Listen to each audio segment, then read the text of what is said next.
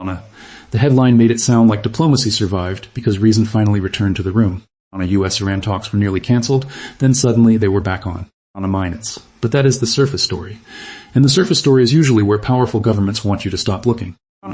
Because when you look closer, the talks were not saved by trust. They were not saved by goodwill. They were saved by fear. Look at the timing. The meeting was supposed to be a diplomatic reset, a fragile attempt to pull Washington and Tehran back from the edge.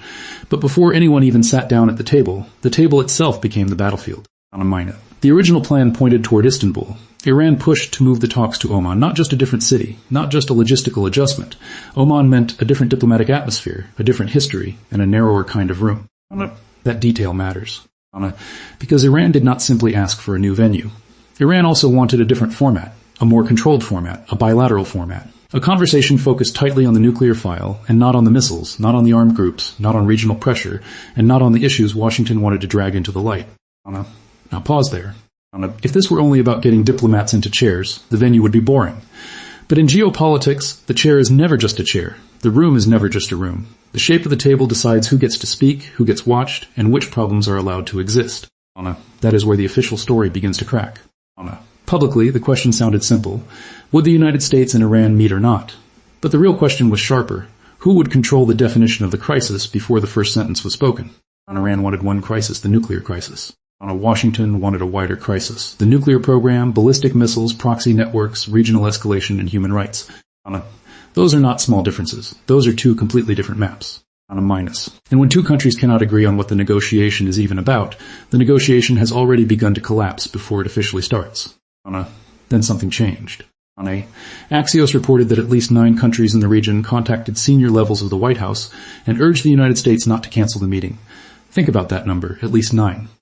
That means this was not only a US-Iran crisis, it was a regional panic quietly knocking on Washington's door. On a minus, and that is the first real clue. On a minus. The talks were not rescued because Iran suddenly became flexible. They were not rescued because Washington suddenly trusted Tehran.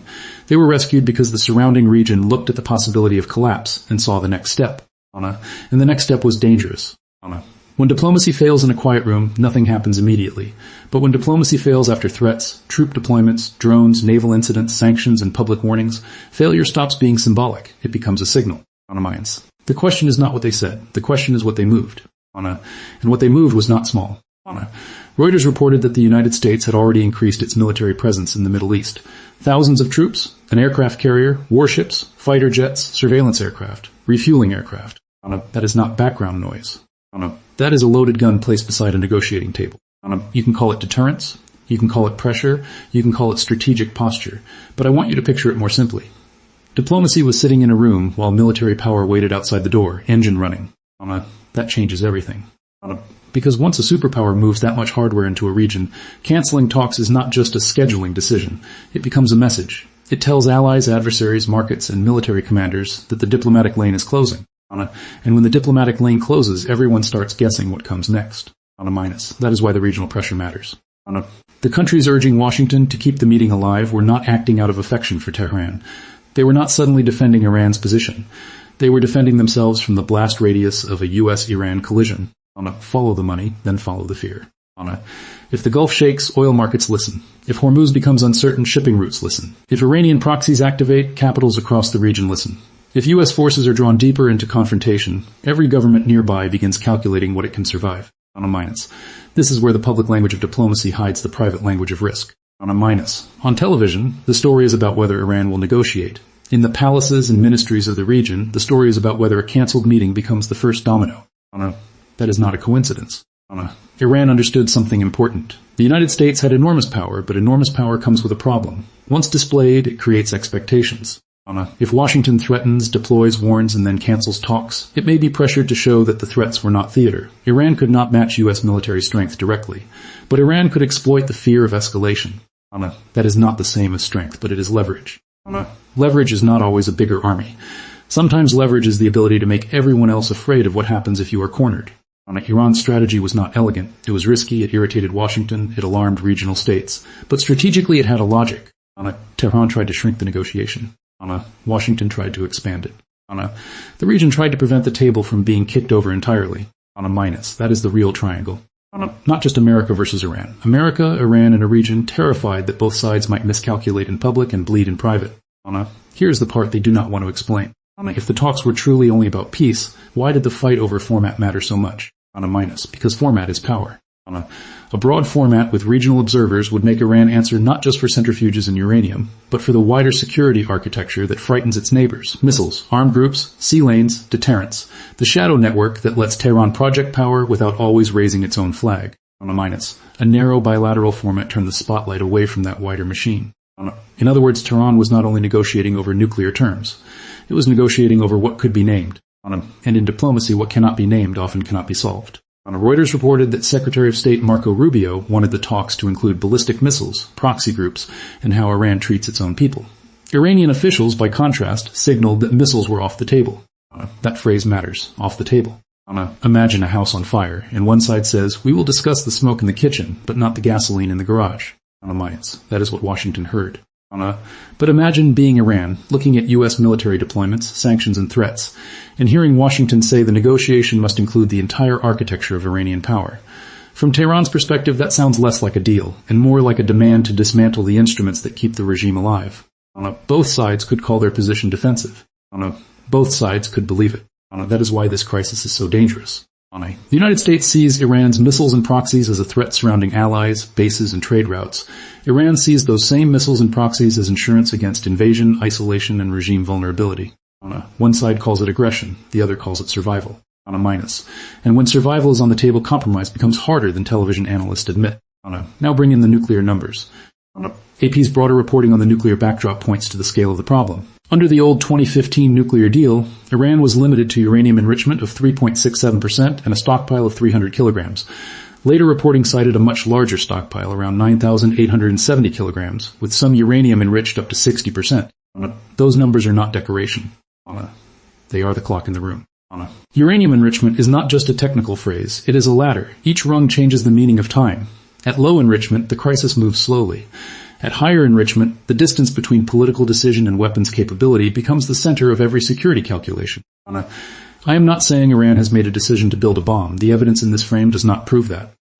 But I am saying this. When a country is reported to have uranium enriched far beyond the old deal's limits, the negotiation stops being abstract. It becomes a race against uncertainty. And uncertainty is one of the most dangerous forces in international politics. A confirmed threat can sometimes be managed. An unknown threat forces everyone to prepare for the worst version. That is why the International Atomic Energy Agency question matters. If inspectors cannot fully assess the program, the gap itself becomes a battlefield. Washington fills the gap with suspicion. Tehran fills the gap with sovereignty. Regional states fill the gap with fear. And fear is what moved this story. Not trust. Fear. Now look again at Oman. Oman is not random. Oman has long served as a discreet channel in U.S.-Iran diplomacy. It gives both sides a way to talk without the theater becoming too humiliating. For Iran, it offers a familiar environment. For the United States, it keeps a door open without requiring public softness. But in this case, Oman also did something else. It helped rescue the meeting while preserving ambiguity. Washington could say it kept diplomacy alive. Tehran could say it avoided a broader regional format. The Gulf states could say they stopped the immediate collapse. Everyone got a piece of the story they needed. But nobody solved the underlying contradiction. That is why talks back on was not the same as crisis resolved. It was closer to a doctor restarting a heartbeat while the patient is still bleeding internally. The meeting survived, the diagnosis did not improve. And this is where I want to introduce the model that explains the whole episode. I call it the narrow table, wide battlefield model. The idea is simple. When states face a crisis they cannot fully solve, they try to narrow the negotiation while widening the pressure outside it. Iran narrowed the table to the nuclear file. The United States widened the battlefield with military deployments, sanctions pressure, and demands about missiles and proxies. Regional states widened the political pressure on Washington, not to help Iran win, but to keep the battlefield from catching fire. Once you see this model, the behavior stops looking chaotic. Iran's venue demand was not a tantrum. It was an attempt to define the room.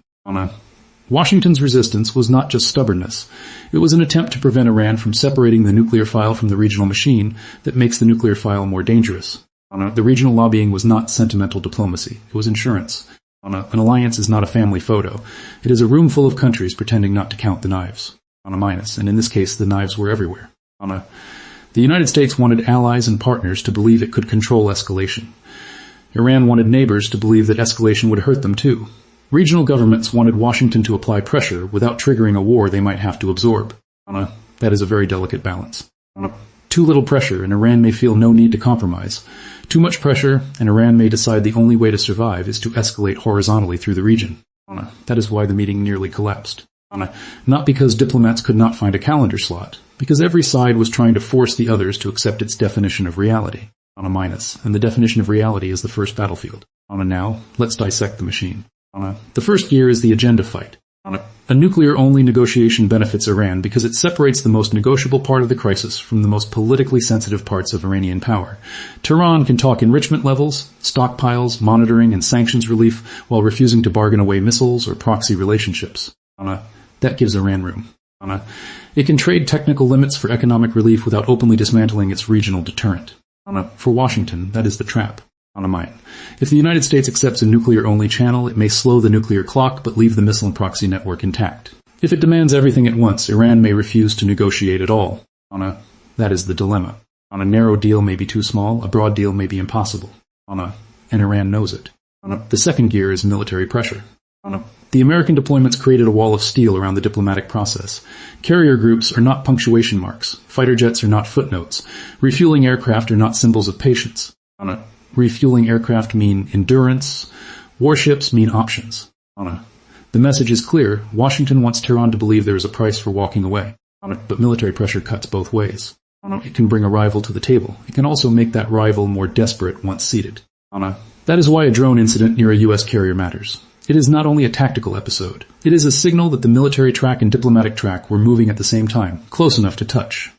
One pilot, one drone, one misread command, one overconfident patrol, and the diplomatic calendar becomes irrelevant. This is where the official story begins to crack. Because official statements make diplomacy sound deliberate, but escalation often happens through machinery, proximity, and momentum. The third gear is regional fear. At least 9 countries contacting the White House is not a small diplomatic detail. It is the sound of regional governments trying to put a hand on Washington's wrist before the door slams shut. Why would they do that? Because they understand the geography better than anyone. A U.S.-Iran confrontation does not stay neatly inside U.S.-Iran relations. It spills into airspace, shipping lanes, energy markets, militia networks, embassy security, base security, insurance prices, and domestic politics. For many regional states, the ideal American policy is paradoxical. Pressure Iran hard enough to restrain it, but not so hard that Iran lashes out across the neighborhood. They want deterrence without detonation. That is a very narrow bridge. The fourth gear is sanctions. On a wall. They are a slow tightening belt around the ribs of a state. Iran wants relief because economic pressure is not abstract. It touches currency, trade, oil revenue, banking access, inflation, elite stability, and public patience. Reuters' frame pointed to the economic strain and the regime's fear that deeper crisis could feed unrest. That matters because a regime under domestic pressure negotiates differently. It does not simply ask, what is the best deal? It asks, what deal can I survive politically? For Iran, appearing weak is dangerous. For Washington, appearing fooled is dangerous. That is why both sides needed the meeting, but did not want to look like they needed it too much. That is the core tension. Each side wanted diplomacy as a tool. Neither side wanted diplomacy to look like surrender. Now let's test the opposite argument seriously. The strongest counter-argument is that this was simply hard diplomacy. Nothing more. Countries argue over venues all the time. Agendas shift. Mediators step in. Regional states call Washington because they prefer talks to war. Oman is a practical venue. The meeting resumed because everyone recognized that talking is better than not talking. That argument is reasonable. Smart people can believe it.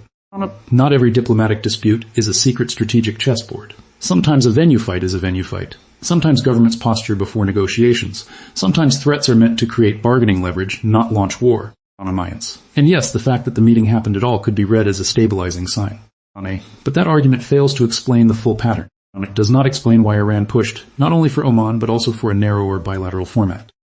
It does not explain why Washington objected so strongly to excluding missiles, proxies, and human rights.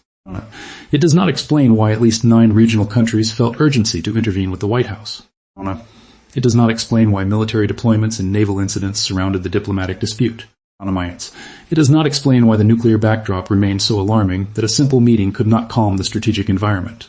A normal scheduling dispute does not require that many governments to pick up the phone. A normal venue disagreement does not unfold beside carrier groups, drone incidents, sanctions pressure and warnings to supreme leaders. This was not just diplomacy having a rough week. This was a crisis management system almost failing before it could begin. on a minus. And the reason it almost failed is that each side wanted the meeting for a different reason. Washington wanted the meeting to test whether maximum pressure could produce broader concessions. Iran wanted the meeting to isolate the nuclear file and seek sanctions relief without exposing the rest of its regional architecture. The region wanted the meeting to exist because the alternative looked worse than an imperfect negotiation. That is why everyone could support talks while disagreeing about what talks meant. This is one of the most dangerous illusions in diplomacy. The illusion that agreeing to meet means agreeing on the problem. It does not. A meeting can be a bridge. It can also be a battlefield with better lighting. And Oman became that battlefield. Here is the part that makes the story more important than one diplomatic episode. The entire crisis shows how modern escalation works. It does not always begin with a declaration of war. It begins with format disputes, ambiguous military signals, economic pressure, regional lobbying, and public statements designed for multiple audiences at once. A government says it wants peace while moving aircraft. Another government says it wants talks while narrowing the agenda. Allies say they support pressure while privately begging for restraint. Markets pretend to wait for facts while pricing fear. And the public is left watching headlines that say talks back on, as if the machine underneath has stopped grinding. It has not. It has only slowed. And sometimes slowing the machine is the best anyone can do. But do not confuse slowing with solving. If Iran refuses to discuss missiles and proxies, Washington's core concern remains alive. If Washington insists on expanding the agenda, Iran's core fear remains alive. If regional states keep pushing for diplomacy, it means they still fear the cost of failure more than the imperfection of talks. That is the real story. The meeting was not proof that the crisis had cooled. It was proof that the crisis had become too dangerous to leave unmanaged.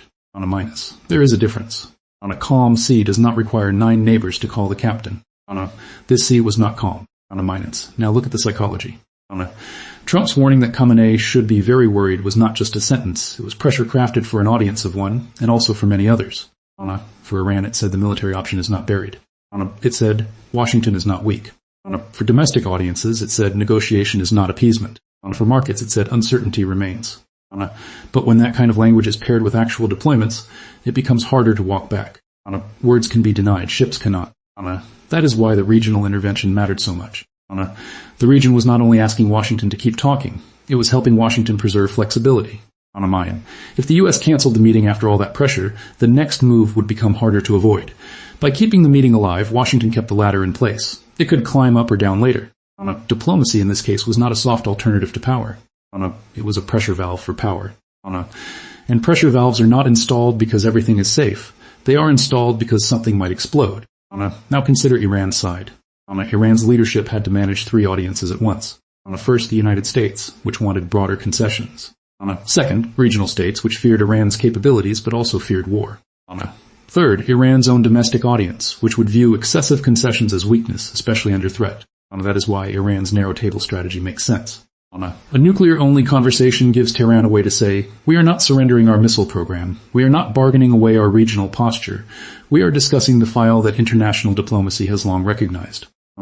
It is a defensive narrative. But defensive narratives can hide offensive leverage. Because Iran forced Washington into a choice. Accept a smaller table or risk no table at all. And once regional states began pushing Washington to keep the table, Iran's smaller table strategy gained support from fear, even if those states did not support Iran's goals. That is the twist. Iran did not need the region to trust it. Iran needed the region to fear the consequences of collapse. And that fear worked. Not completely, not permanently, but enough to keep the meeting alive. That is why then this change is not a mystery object. It is the region itself. The region changed the calculation. The neighbors looked at the room, looked at the warships, looked at Iran's posture, looked at the energy routes, looked at their own vulnerability, and told Washington, do not let this fall apart now. That does not make Iran the winner. It makes the region the emergency brake. But emergency brakes do not move the train forward. They only stop it from crashing. And after the brake is pulled, the train still has to decide where it is going. That is where the next danger begins. If Washington keeps the talks alive but cannot expand the agenda, critics will say Iran successfully boxed the United States into a narrow nuclear lane. If Washington refuses the narrow lane and demands everything, critics will say it is choosing maximalism over a realistic deal. If Iran accepts nuclear limits without touching missiles and proxies, regional states may feel the fire has been moved, not extinguished. If Iran refuses meaningful nuclear constraints, Washington's military pressure becomes harder to treat as theater. Every path carries risk. On a mine. This is why diplomacy with Iran often feels like trying to defuse a device while both sides argue over which wires count. On a one wire is nuclear. On a one wire is missiles. On a one wire is proxies. On a one wire is sanctions. On a one wire is domestic survival. On a one wire is regional fear. On a cut the wrong one and everyone hears the blast.